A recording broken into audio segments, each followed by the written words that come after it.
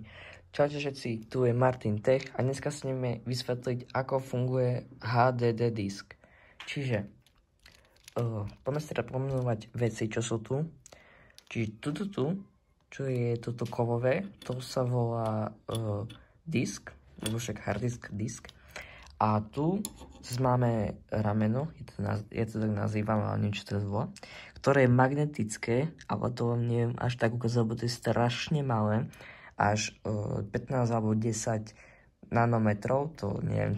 A tu je takýto filter, ale ten je na nič, lebo tieto špiny, čiže napríklad prach, má až sa mi zdá 100 000 nanometrov, čiže to ramenko sa nemôže pokaziť kvôli tomu prachu. A tu potom máme magnet a tu zase máme toto meď a ten meď má informácie o tom, aby to posúvalo sa to rameno.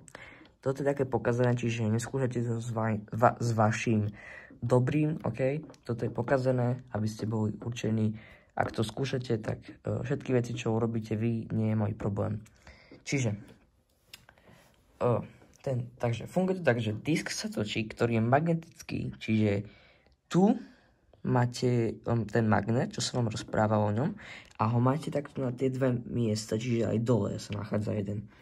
A toto sa teda točí, môžem ukázať, čiže to sa takto proste len točí a to rameno, ono keď sa to točí, tak sa proste len takto hýbe. Dobre, takto sa proste len hýbe. Strašne rýchlo, záleží to, koľko to má toto RP, ako som vám hovoril v druhom videu, ako funguje CD driver, napríklad tu. Tento má 72 000 RPM, ešte raz, ako ten. A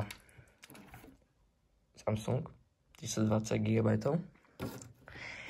A teoreticky tu potom máte túto flix kábel, ktorý sem ide. Ja sa pýtate, kam ide? No, ide sem, kde máte všetko čipy, proste by to teda čítalo, teraz neviem, ktorý, ok. A môžete sa teda ešte pozrieť, čo je pod tým. No, už sme to vybrali a uhadnite nič. Iba teda tieto cesty, aby tie na druhej strane fungovali perfektne. Potom iba tento piny na tento, čo teda je na tej druhej strane, tu, čo to číta ten celý disk. To je ten pin, to tam proste takto padne. A tu ako z tej dierky tam to padne, čiže to potom ide do týchto čipov až sem. Tu máte potom ten motor, ako som vám rozprával, neviem, či je to aj tu vidno, ne? Dobre. Tak ako som vám už rozprával, Samsung to už napísal, má to 7200 RPM, čiže to je dosť dobre rýchle. A proste na tej druhej strane nič, čiže iba tieto piny a potom na ten motor takéto zlaté piny. No a teraz už som vám povedal, že hard disk je z magnetu, no ten disk je z magnetu, aj rameno je z magnetu, čiže tuto je teda, že to aby posúvalo, čiže môžeme to nazvať generál pre mňa. A toto proste sa len tak hýbe hore dole s tým generálom. A tento malý, ukážem vám takto, tento maličký pin, čiže tá hlavička, tak to je tiež z magnetu a v tom disku sú také akoby kocky. Môžem vám teraz ukázať, som urobil si taký len skicár preto. Čiže, toto máte. Toto sú teda štvorčeky, čo sú v tom disku a majú 1 bit predsa. A potom oni majú z magnetu a to rameno, ono to môže potom ten magnetický proste smer zmeniť, čiže tu to máte. Že teraz sa napríklad zmeníte na to SN na SN, čiže opačne. A tu máte teda tie atómy, ktoré sú teda že červená a modrá, čiže keď máte niečo opačne, tak to sa otočí. A určite sa pýtate, že určite to je jak, že 0 a 1, že SN, S a dole N je 0 a S hore N je 1. No tak musíme si robiť priestor, aby sme to ukázali. že či máte pravdu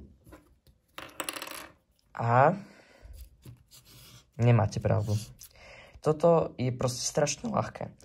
Ale keďže chceme mať 0 a 1, tak namiesto toho, namiesto toho, už som vám tu nakreslil, že máte tieto odsačacie, čiže ako sa zmení pole, že NS je teraz SN, tak sa to takto mení, že tie šípky ako hej, to je dobré. Tak to vám tak proste ukazuje. A je to proste, že keď to zmení pole, tak to je potom 1, ale ak zostane to pole, tak to je 0. Čiže nejak takto by to vyzeralo. 1, 1 a na konci 0. 1, 0, 0, 0 a 1. Takto by to vyzeralo teda, čo som nakreslil.